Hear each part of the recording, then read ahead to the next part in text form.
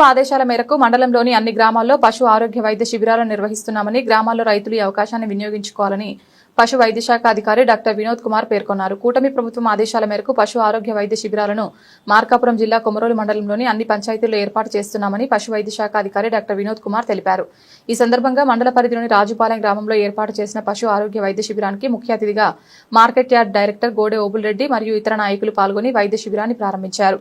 పశు వైద్య శాఖ తరపున లైవ్ స్టాక్ ఇంద్రజ, పశు సంవర్ధక శాఖ సహాయకురాలు రాబూరి చంద్రశేఖర్, పాలగుళ్ల మోహన్ రెడ్డి, కాజాబి, జ్ఞానప్రసన్న పాల్గొని పశువులకు నట్టల నివారణ మందును, వ్యాధి నిరోధక టీకాలను, అలాగే కోళ్లకు సూది మందులు, మేకలు, గొర్రెలకు సూది మందులు వేశారు.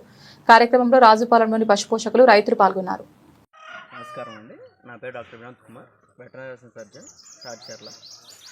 పశువుల ఆరోగ్యాన్ని దృష్టిలో ఉంచుకొని రాష్ట్ర ప్రభుత్వం శిబిరాలను ఏర్పాటు చేయడం జరిగింది.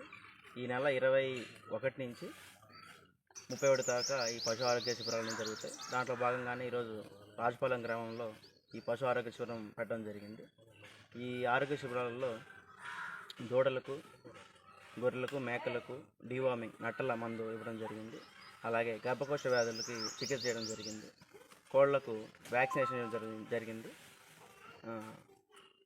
ఇంకా ఎద ఉన్న వాటికి ఎద సూదులు చేయడం జరిగింది. బ్రిటన్లో షార్ట్ బ్రేక్.